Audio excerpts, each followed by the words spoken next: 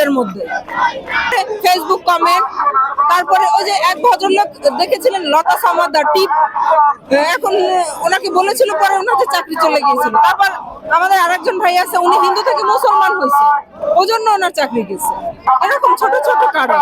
আমার আমার আপনার স্থায়ী ঠিকানা, আমার অনেক সময় হয় না, আমার একটা ঠিকানা থাকে, বাবা গিয়ে আরেক জায়গায় বাড়ি করে, তো আমার তো দুটো ঠিকানাই তখন স্থায়ী হয়। বলছিল যে মিথ্যা ঠিকানা দেখানো হয়েছে। আমাদের দাবি একটাই, পুনর্বহাল, আমাদের পুনর্বহাল চাই।